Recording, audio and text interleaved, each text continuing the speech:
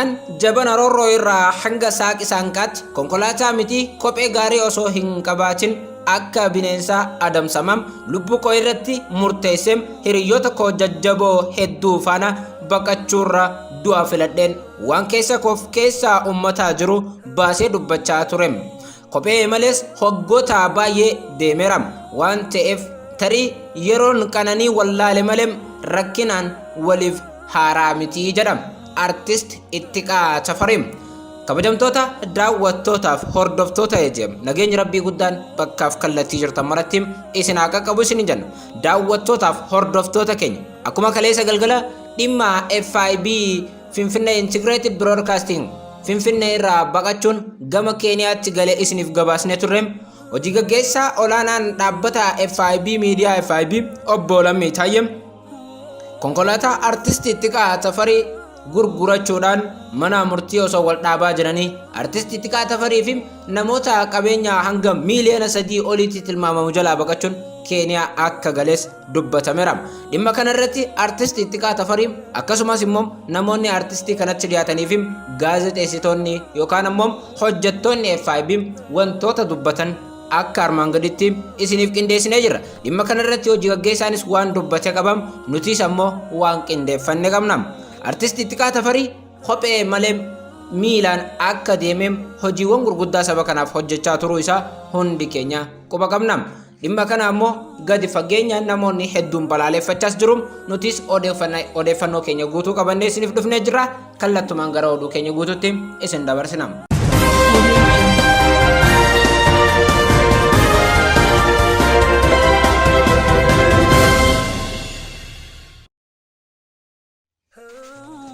Daawwattootaaf hordoftoota keenya odeeffannoo keenya akkuma mata duree irratti isiniif tuyne miidiyaan Oromoo guddichi FIB'n Finfinnee irraa baqachuun Keeniyaa galuu isaa isiniif gabaasnee turre. Haa ta'u malee ammoo FIB'n akka mootummaan ari'etti sababa godhachuun osoo mootummaan guyyaa tokko itti roorrisin biyyaa baqachuu malee dhimma biraatiif akkasumas immoo uummata saameem artistoota Oromoo gurguddaa qaanesee akka biyya baqateem namoonni itti dhiyeenyaan beekanis dubbataniiru. Akkas jechuun Masarat Dhaabaa Qannaa barreessiteetti. Masarat Dhaabaa nama itti dhiyeenyaan dhimma FIB fi dhimma hojjettoota FIB dabalatee waa'ee artist Ittiqaa Tafarii barreessite. Gufuu qabsoo saaxiluun qaama qabsoo keessaa tokko waan ta'eef malee ajandaa uumuuf miti na of golchaa jechuun barreeffama jalqabde. Masarat Dhaabaa yookaan ammoo gaazexeessituu Masarat Dhaabaa. Dhimma hoogganaa FIB obbo Lammii Taayyee fi artist Ittiqaa Tafarii odeeffannoo qabatamaan kunootii jette. Dhimma kana yeroo dheeraaf namoonni tuqanii sodaatu. Ittiqaanis yeroo ummanni hojii haaraa irraa eegutti dhimma dhuunfaa kiyyaan ummatatti hin ba'u jedhem namoota waan kana FIB irratti maxxansan jaarsaan fixannaa jedhee haqsiisaa ture jetti. Masarat Dhaabaa bara 2019 abbootii qabeenya badhaasa konkolaataa furtuun goota keenya artist Haacaaluu Hundeessaatiin lafa gooticha eebbisa addunyaa itti wareegametti bakka bu'aa eebbisaa jedhanii kennamuufiin hedduu keenya quba qabna. Konkolaataan kun duruma rakkoo kan qabu waan tureef waggaa tokko oliif waliin rakkachaa ture si galaafattii jedhamee gurgurame. Qarshii sanatti waan harkaa qabu dabalee konkolaataa miiliyoona 1 bituuf hiriyaa isaa waliin osoo deemuun buufata konkolaataa yookaan ammoo buufata gurgurtaa konkolaataatti obbo Lammii Taayyeen wal argee jetti gaazexeessituu Masarat Dhaabaa. Waan itti jiru erga baree booda immoo obbo Lammiin dhiisiin bitini dilbata dhufu jaamboo jooteefi galaanaa gaaromsaa wajjin sin barbaadaa jedhee ture. Sana booda ammoo dilbata sana wal arganii obbo Lammiin maaliif akka isaan barbaade yoo gaafatan Ittiqaan ummata Oromoof aarsaa guddaa kanfalee konkolaataa isa hin madaallee bituuf osoo jedhuun argee jedhama. Gargaarus achiin akka barbaade obbo Lammii Taayyee dubbate. Konkolaataa koo Hyundai Tucson bara 2019 miiliyoona 2.9 nan kennaafi qarshii miiliyoona 1 harkaa qabunaaf haa kennu isa hafe ammoo miiliyoona 1.5 dhaabbanni keenya waltajjii garagaraa hojjechiise akka kanfalu gochuu ni dandeenyam. Gaafa qarshii miiliyoona walakkaa dabale maqaa nan jijjiiraa fi jechuun dubbate. Ittiqaanis qarshii of harkaa qabu miiliyoona 1 akkaawuntii baankii obbo Lammii Taayyeef haadha manaa isaa sadaffaa Aadde Ayyaantuu Abarraatiin galche. bakka bu'ummaa faana konkolaataa fudhateem sana booda ammoo itti kan komii garagaraa obbo Lammii irratti ka'aa jiru yoo dhagahu qarshii miiliyoona walakkaa liqeeffate akkuma waadaa walii galle qarshii qopheesse maqaanaaf jijjiirim gaafa jedhuun baqatee Dubaay ji'ootaaf ture. Sana booda ammoo Dubaay irraas deebi'ee osuma mimmiliquu waggaa tokkoof baatii tokko guute. Caamsaa 6 bara 2014 itti kan konkolaataa osoo oofaa jiru magaalaa Finfinnee keessatti poolisiin marsee qabe. Maali jennaan obbo Lammii Taayyeetu idaadhaan qabsiisee ajaja mana murtiitiis jedhame.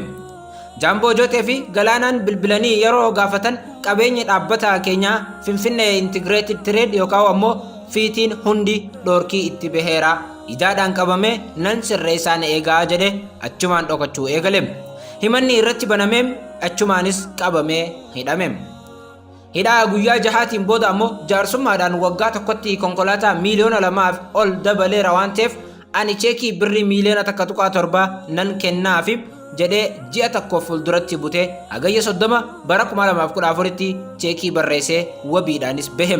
Abisiiniyaa baankiin cheekii guyyaan gahe gaafa ilaalan akkaawuntiin inni barreesse kan bara keenyaa irraa galuu banate diiyaaspooraa akkaawuntii maallaqaa hin qabneef cufaadha yookaan ammoo tan kilooziiti. Itti kaan osoo diina meeqaan marfamee jiru baatii 6 miilaa fi taaksiidhaan socho'aa ture. Irra deddeebi'anii namoonni jajjaboon jaarsummaan gaafatamee argamuu waan hin dandeenyeef himannaan irrattis baname. Yakka cheekiin gowwoomsuu osoo barbaadamu karaa daangaa baqatee Keeniyaa gale. Kan Keeniyaa gale kun ammoo Lammii Taayyee hojii gaggeessaa olaanaa FIB'ti. Tan barreessite ammoo gaazexeessituu Masarat Dhaabaati.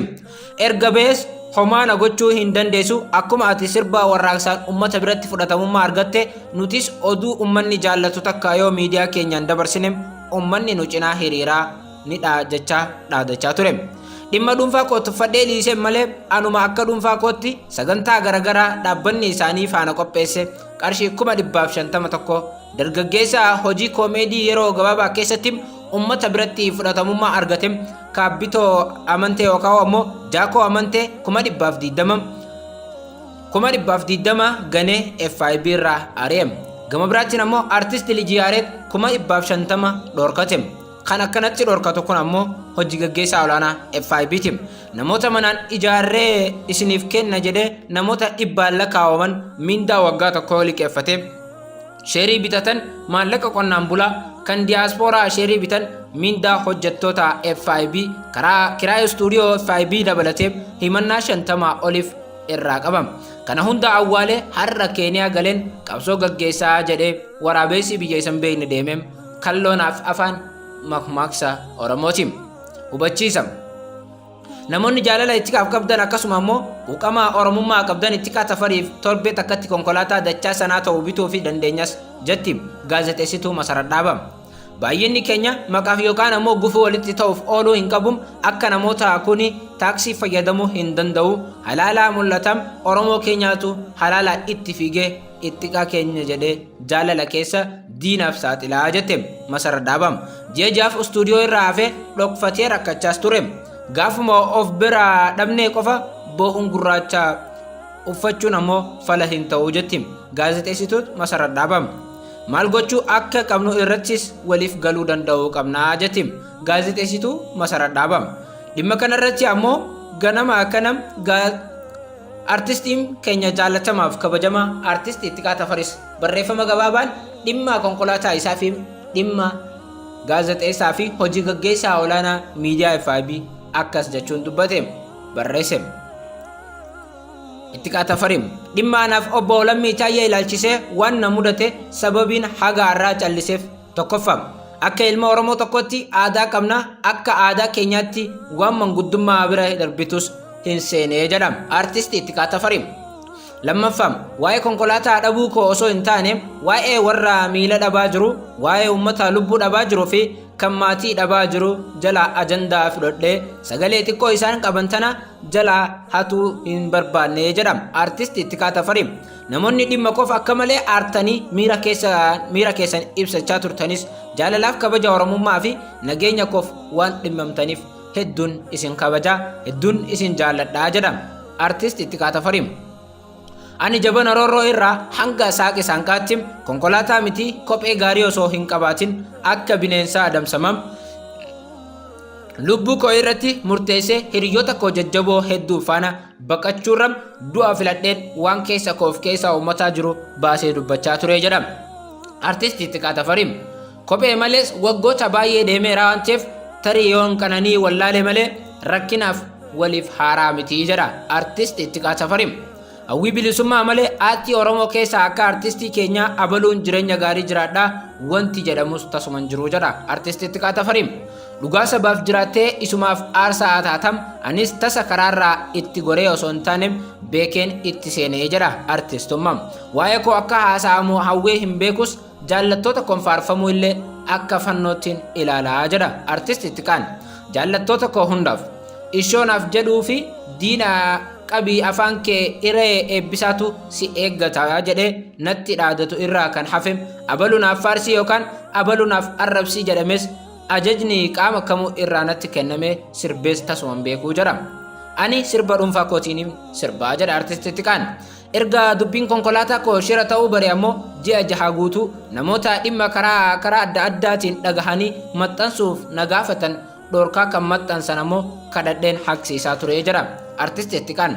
Maaf nu dhorkaa jettanii kan anatti mufattan baay'ee turtanii jedha artisti Ittiqaa Tafarii. Obbo Lammiin ammoo biyya keessatti namoota an kabajuuf jaaladhu hedduu jaarsummaaf yoo gaafatan na harkatti tuffatee daangaa irraan biyyaa bahee jedha. Erga Keeniyaa galees namoota inni boordii FIB Keeniyaa jedhee maxxanseen gaafachiisee deebii laachuu hin barbaanne jedha artisti Ittiqaan. Ammas hinumaan dhokfadhee haadhaa fi abbaan koo illee soba konkolaataan koo gurguradhee jira jedhanii aangaarraa gahee jira. Isin dhorkaa kanan to'eefis isaaf haguuguuf yookaan ammoo ofii balleessaa ta'e osoo hin taane dhimma dhuunfaa koo tuffadheen waaqaa fi yeroof dhiisee ani waaqaaf dhiisee deebi'ee harka hamaatti akkaan hin kufne waanan beekuufi jira artisti Ittiqaan. Har'a karaan ani hin eegne ammoo shirri wal fakkaatu namoota biraa irratti raawwatame isa saaxilee dhibee miidiyaa FIB keessa ture ifa bahuu keessa shira narratti hojjetame ani dhoksadhee ture faana bulgaafatee jira artisti Ittiqaa Tafarii. Waa hundi ammoo yeroo isaa eeggatee ta'a abbaa dhugaa yerootu ifa baasa kan daba hojjetes yerootu saaxilaa jira. Waan qabachuu qabnus boru walumaan qabannam akka Oromoon nu jaallatuuf pilaanii dhaba biyyaa malee pileeniyyuu hin dhabnu jedha. Kan dhugaa dhabee maraaf waaqni haa birmatum erga jalqabamee jedheen kaase malee dhimma kana irratti kana booda homaa hin dubbadhum waan ta'eef gara dhimma Oromoof haa deebinuu jedhee ergaa dabarse artisti Ittiqaa Tafarii. Abbaan boruu waaqa ta'us ni beeknaa jedha. Na of kolchaa jechuun dhumarratti ergaa isaa dabarse. Kana kan barreesse artisti Ittiqaa Tafarii dhimma dhuunfaa barbaacha yookaan immoo dhimma dhuunfaatiin saba kanaaf ajandaa tokko uumuu akka hin barbaanne dubbatee ture.